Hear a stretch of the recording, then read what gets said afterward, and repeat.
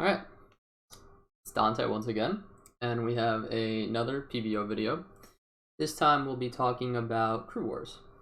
Got to start off the video right with a nice long but to get to it, this is kind of a video I've wanted to make for a while, even before the Crew Wars actually came out. Hello, Sarah.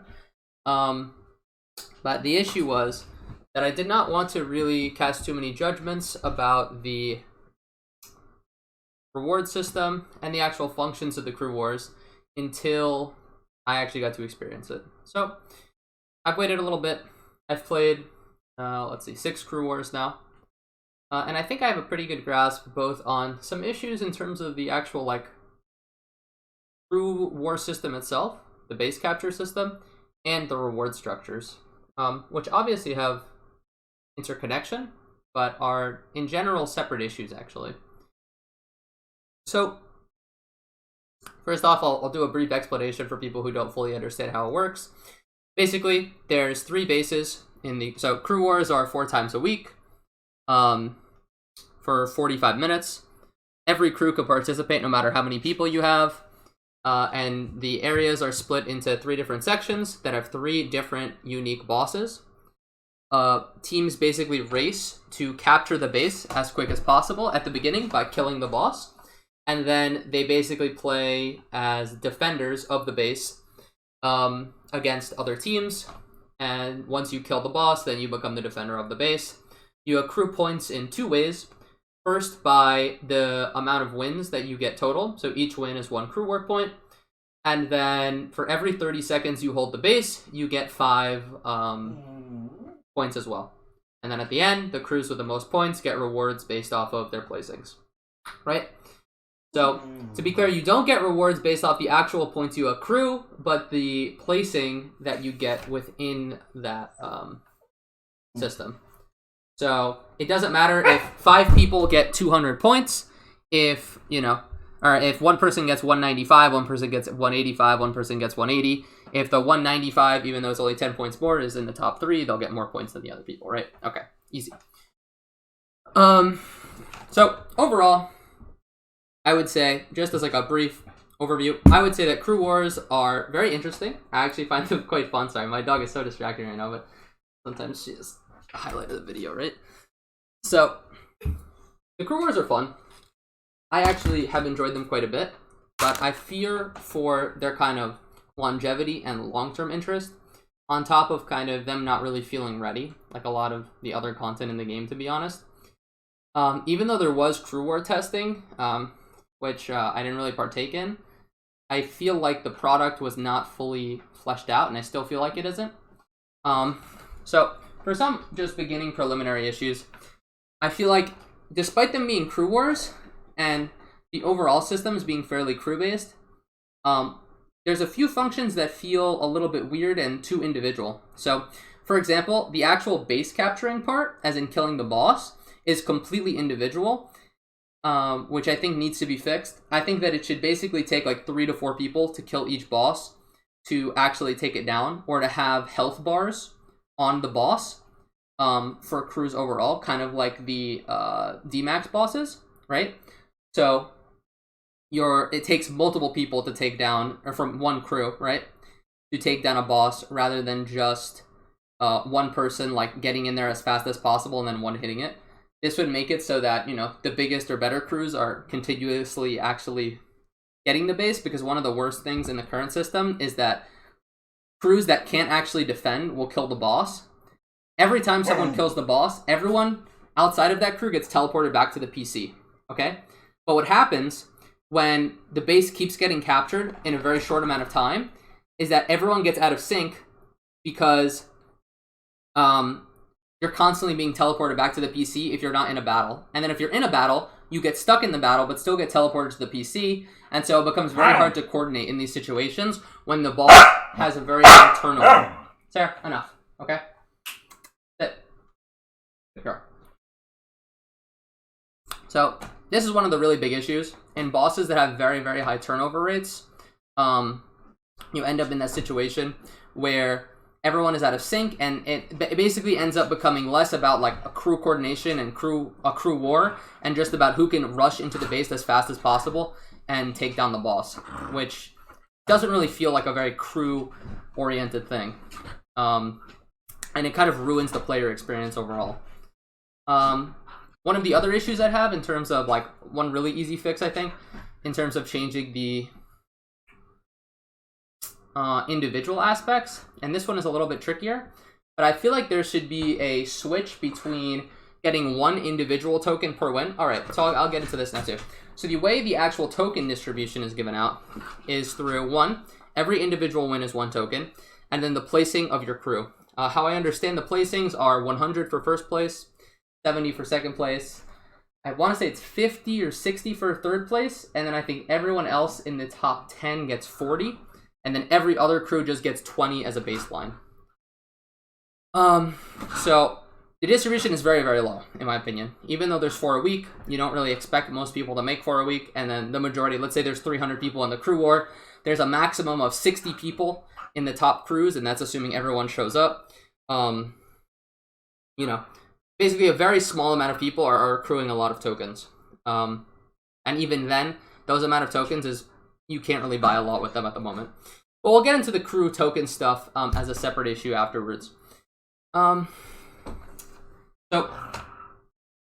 the individual tokens per win, I think, should be pretty much completely eliminated because, one, it lends to win trading, which we've already seen happening. People coming into the crew war with 1 Pokemon or just 6 very weak Pokemon. My dog wants to play, of course, the second I start recording every time. So they'll either come in with 1 Pokemon or 6, like, you know, super weak Pokemon, Rockruffs, you know, any pre-Evos, and they just trade wins with each other. I mean, this is obviously an issue, and it's pretty hard to crack down on, but I think that if you basically,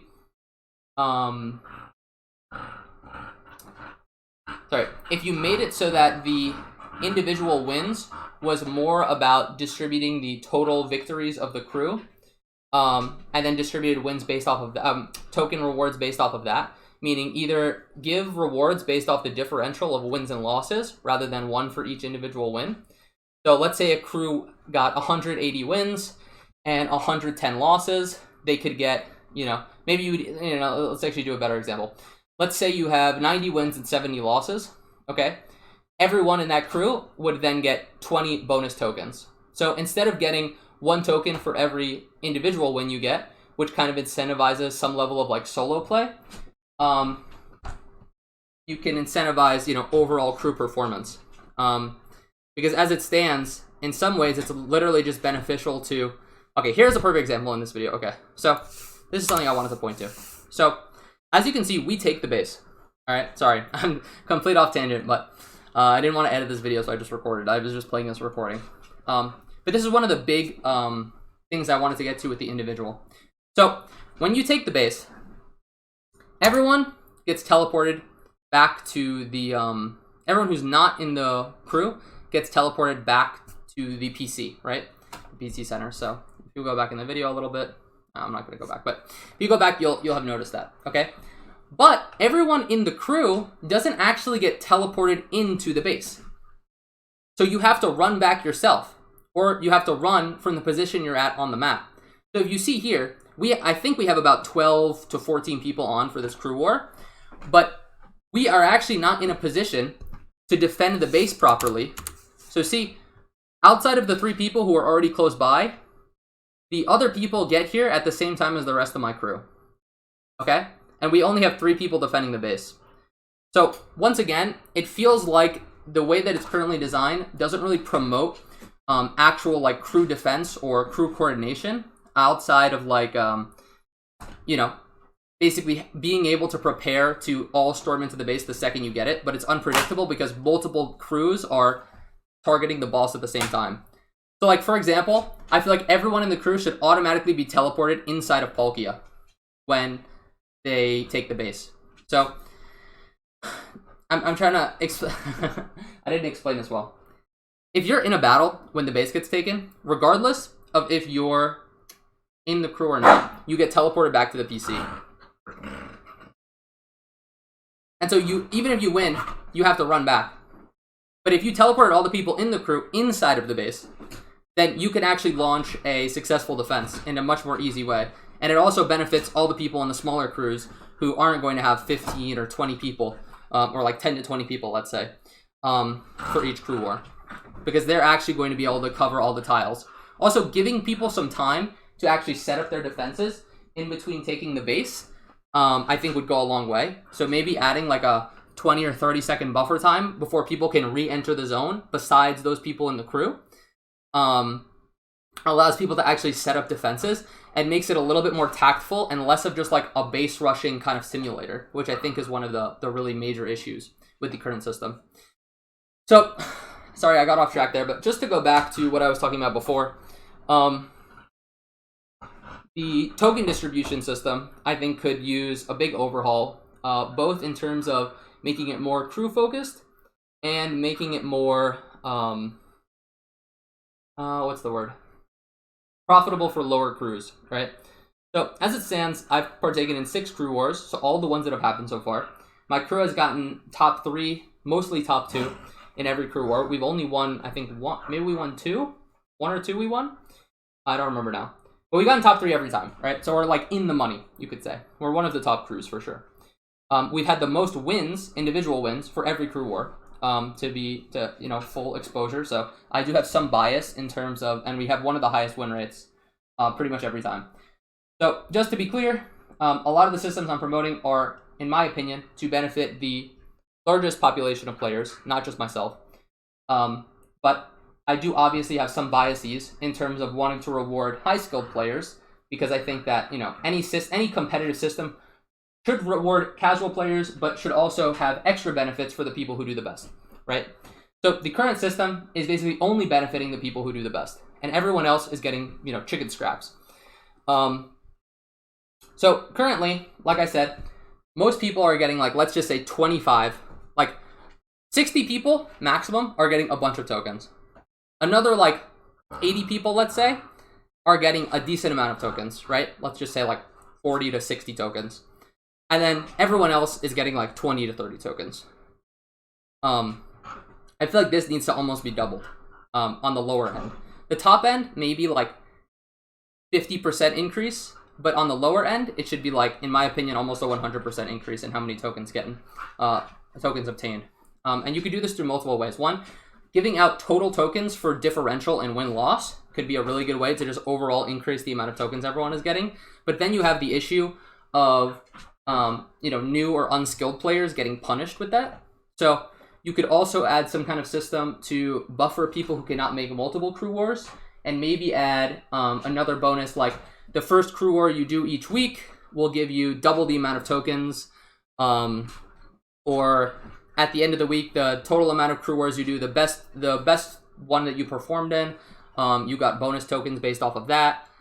Something so that the players they don't feel forced to play all the crew wars, and they don't feel like they're punished for not being able to make them or not able to make progress, right? So, like, most normal players are going to be able to play maybe 1 or 2 crew wars a week, right? Just because of time zone and, availability issues, things they have going on. And even that, I feel like a lot. Honestly, most people are probably making 1. So those people should still be able to make progress and actually get PvP items and TMs, which currently is impossible. So that will be our transition into the next point, which is really that the crew war shop is absolutely ridiculous and needs a complete overhaul, in my opinion. And, we argued about a lot in the chat this morning, which is one of the things that really spurred this video. Sorry, I'll make this go on. I completely forgot it was paused.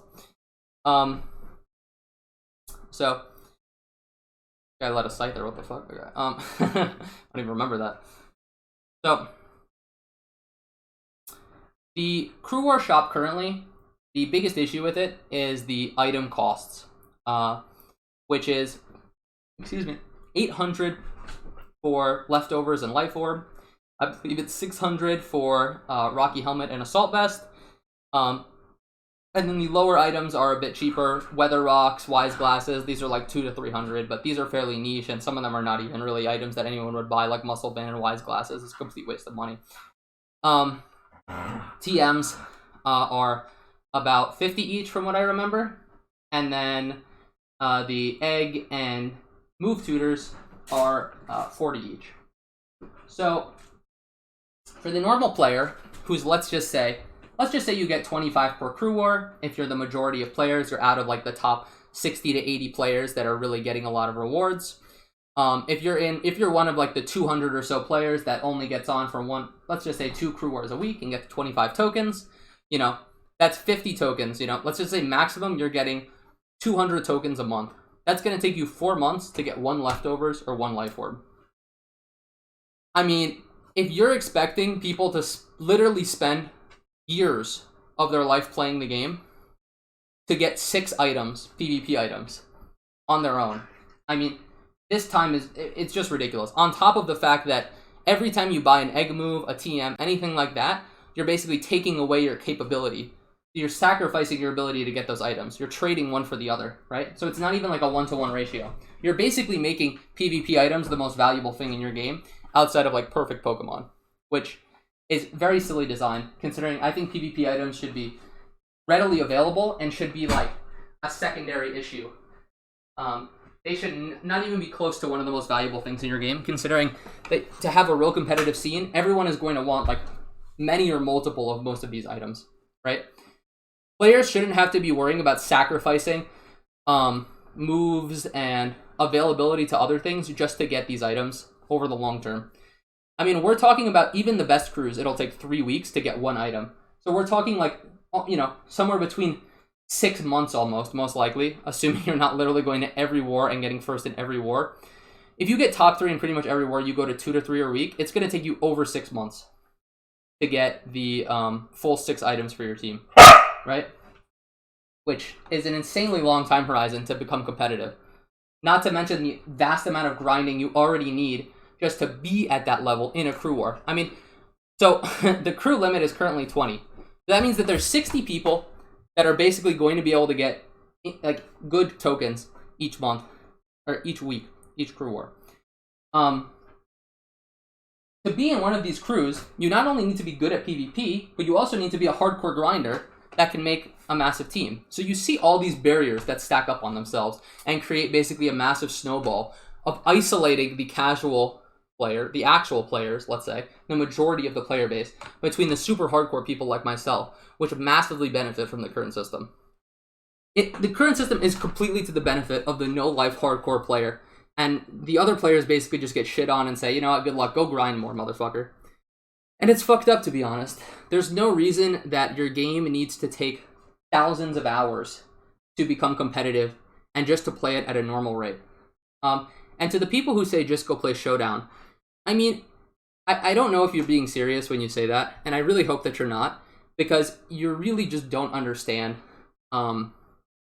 players and player experience. Because playing an MMO and playing PvP in an MMO is a lot more than just PvP. And there, if I wanted to just play Showdown and be the most competitive person possible, I would play Showdown. But I'm playing an MMO for other reasons. One, I like the community aspect. I like having a crew. I actually do like grinding and working towards things. I like having a reputation. I like people, you know, I like climbing a ladder that's realistic. Listen, for most people, you're never going to be able to get into SPL. You're never going to be able to be on the top of the smoking scene. Most people are never going to play World Cup. They're not even going to, you know, they're not even going to be going into Smogon tours or anything. Even most normal tournaments, just the automated tournaments on Smogon, most people are never even going to win one of those, okay? The average person can have a good PvP experience while still having the community aspects of a competitive scene in an MMO. And that's one of the beauties of it. So telling PvP people who like MMO PvP to just go play Showdown if we want good Pokemon or items, I mean, it's a little bit ridiculous because there are so many beautiful aspects to PvP in an MMO that go beyond just the actual battling, you know? Having a PvP community where people know each other and they play each other repeatedly, these are things that can really only be emulated for most people in MMOs because of the community size and so many aspects. So saying just go play Showdown, one, is extremely dismissive, and in my opinion, a little bit kind of, what's the word? Reductive. Okay, we'll use that word. It's reductive to the argument, and kind of creating a straw man to the actual issues of the game. To the people who just like talk about how things need to be hard or be a grind, it's going to be a grind no matter what. Even if you doubled the amount of tokens, right, that everybody got right now, or you reduce the cost in the shop by half, it's basically the same thing. Not really, but let's just say it is. It's still a fucking grind. Getting to the point where you can actually accrue most of these tokens and get multiple items would still take months. Do you realize how long most people play games? Most people do not play games for years of their life. Most people are going to be playing games for 4 to 6 months, right?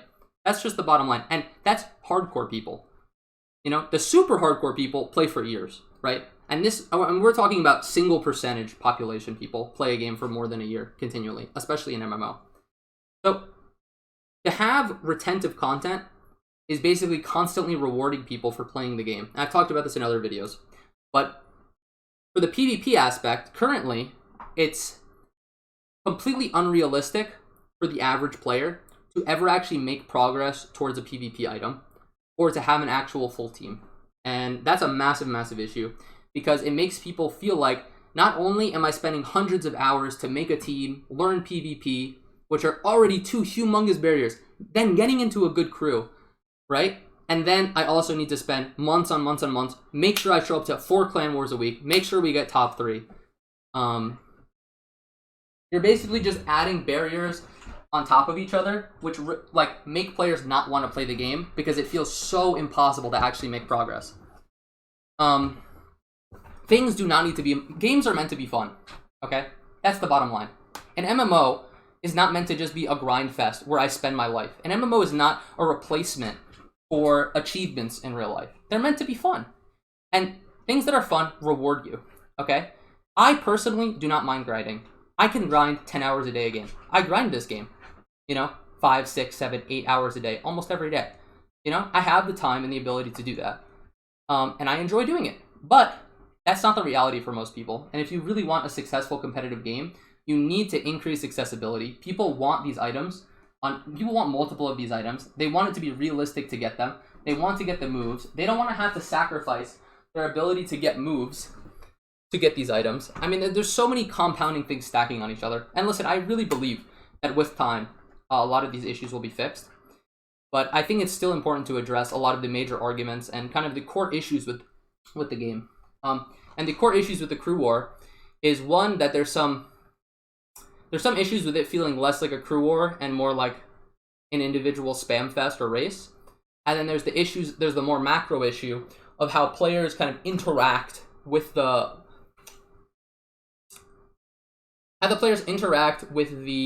game itself from like a mental aspect. I'm speaking in kind of strange terms now because I'm not sure how to describe it well. But the way people think about the game or their progression through the game, there's already a lack of linear progression, and the linear progression you have through crew wars creates such a long time horizon for most players that it becomes unrealistic to expect the player to not feel discouraged while doing it. So I shouldn't feel like missing a crew battle is like a massive loss to my potential revenue stream or like my experience playing the game, which it currently does, right? I feel incentivized to do all 4 crew wars because I want to get PvP items as fast as possible because I know how long it takes, right? I'm waking up at 5 a.m. for one of the crew wars in my time zone just to do this, right? But a lot of people don't have that luxury. A lot of people work. A lot of people don't have teams. A lot of people, most players just don't have the PvP skill, which is the bottom line.